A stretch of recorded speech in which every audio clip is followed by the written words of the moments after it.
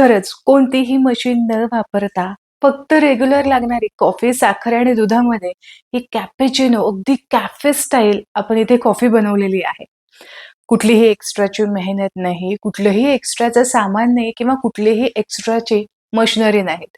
तरी सुद्धा घरात असणाऱ्याच काही भांड्यांपासून आपण ही मस्त अशी दाटसर आणि अगदी पाहताच मन भरून प्यावीशी वाटणारी ही कॉफी कशी बनवायची ते पाहणार आहोत. आणि 100% गॅरंटी नाही बरं का, 1000% गॅरंटी देऊन सांगेल, की ही कॉफी तुम्ही आजच बनवून प्याल. इतकी सोपी आहे, कमालीची आहे. सुरुवात करूयात. 2 कप भरून आपण कॉफी बनवत आहोत, तर यासाठी 1.5 कप भरून मी इथे दूध गरम करण्यासाठी ठेवलेलं आहे. दूध गरम करत असताना यावरती साय येऊ द्यायची नाही आणि याचबरोबर छान उकळू द्यायचंय दूध आपल्याला. विस्कर असू देत, एखादा चमचा असू देत, त्याने अधीमध्ये असं फेटत राहायचं. म्हणजे मग यामध्ये छान बबल्स सुद्धा निर्माण होतात आणि आपल्याला दूध सुद्धा अगदी फेसाळलेलं हवं आहे.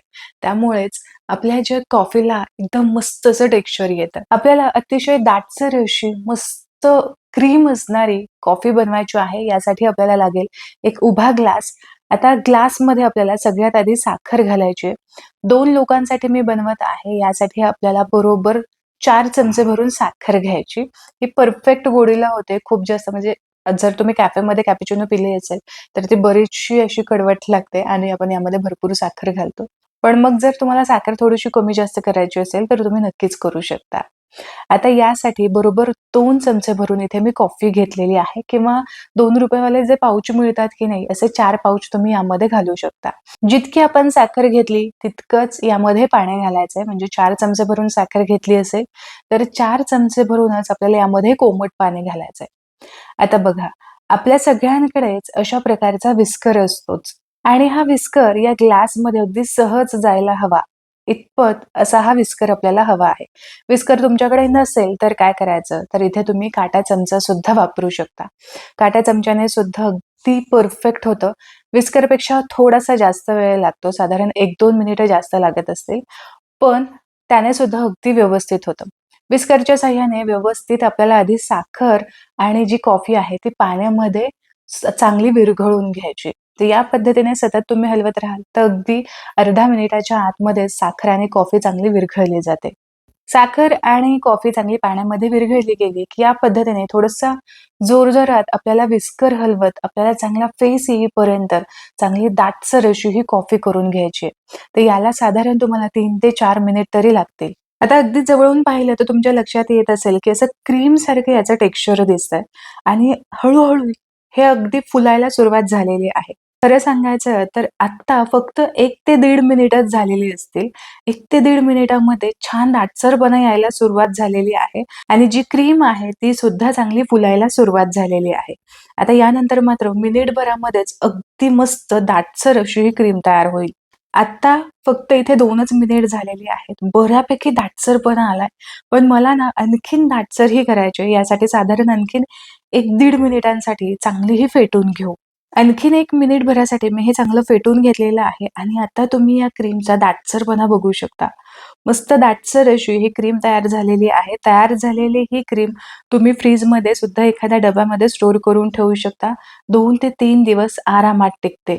तरी हा ग्लास खूप मोठा आहे. तरी सुद्धा जवळ-जवळ अर्धा ग्लास भरून ही क्रीम तयार झाली आहे. आपण फक्त 4 चमचे साखर आणि 2 चमचेच कॉफी घेतली होती. तरी सुद्धा भरपूर दाटसर अशी ही क्रीम आणि भरपूर व्हॉल्यूम सुद्धा याचा झालेला आहे. दूध चांगलं उकळलं गेलं, की आपल्याला थोडंसं हे व्हिस्करने ना छान फेटून घ्यायचंय किंवा चमच्याने सुद्धा तुम्ही फेटून घेऊ शकता. छान यामध्ये फेस यायला हवा. मस्त फेस आला, की कॉफी सुद्धा अतिशय फेसाळ तयार होते. गरमागरम फेसाळलेलं हे दूध आपण मगामध्ये ओतून घेऊयात. आता दाटसर करून घेतलेली जी कॉफी आहे, ती चमच्याच्या साहाय्याने आपल्याला या दुधावरती घालायची आहे.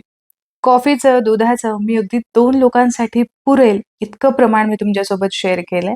पण कॉफीचा जो मग आहे तो सुद्धा थोडासा मोठा आहे, हे सुद्धा लक्षात घ्या.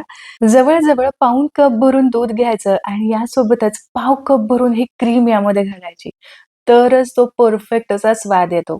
कप इथे मी अगदी काठोकाठ भरून घेतलेला आहे. आता दुसऱ्या कपामध्ये सुद्धा उरलेली संपूर्ण क्रीम जी आहे ती घालून घेते.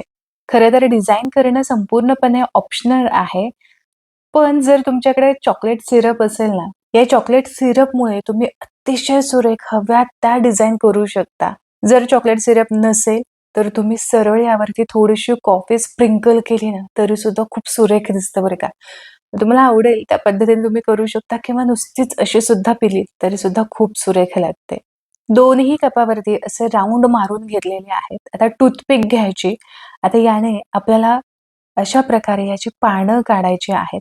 तर काही नाही, खूप सिंपल आहे. प्रत्येक वेळेस आपल्याला टूथपिक ही थोडीशी क्लीन करून घ्यायची आणि बाहेरून आतमधल्या साइडला अशा पद्धतीने ओढून घ्यायचं. म्हणजे छान पानं अशी तयार होतात. तर तुम्ही इथे बघू शकता 3 पानं आपली तयार झालेली आहेत आणि ही पानंच दिसायला किती सुरेख दिसतायत. फक्त प्रत्येक वेळेस टूथपिक क्लीन करून घ्यायची हे लक्षात घ्या. तर बघा, हवं असेल तर तुम्ही असं सुद्धा ठेवू शकता किंवा मग पानं जी आहेत ती थोडीशी बाहेरच्या साइडला अशी ओढून घ्यायची. म्हणजे पानांना असा थोडासा वेगळा आकार येतो. प्रत्येक वेळेस टूथपिक क्लीन करून घ्यायची, नाहीतर मग व्यवस्थित आपल्याला ती डिझाइन काढता येत नाही. दुसऱ्या कपमध्ये सुद्धा मी डिझाइन करून घेतलेली आहे आणि दोन्ही डिझाइन मस्त कमालीच्या सुरेख दिसतायत.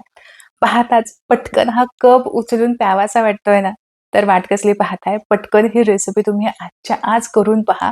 बनवायला खूप सोपी आहे. नेहमीच्या कॉफीपेक्षा फक्त 2-3 मिनिट तुम्हाला एक्स्ट्रा द्यायचे आहेत. आज घरातल्यांना ही कॉफी देऊन तुम्ही नक्कीच सरप्राईज करू शकता, खुश करू शकता. तर संध्याकाळच्या चहाऐवजी आज नक्की कॉफी बनवून पहा. आणि हे कॉफीचं सरप्राईज तुमच्या घरातल्यांना कसं वाटलं, हे उद्या तुम्ही नक्की मला कमेंट करून कळवा. मला तुमच्या कमेंट्स वाचायला नक्कीच आवडतील. तर आशा करते आजची ही कॉफीची रेसिपी तुम्हाला आवडली असेल. रेसिपी आवडली तर तुमच्या मित्र आणि परिवारामध्ये प्लीज शेअर करा. पुन्हा भेटूया अशाच एका मस्त रेसिपीसोबत. तोपर्यंत स्वस्त राहा आणि मस्त-मस्त खात राहा.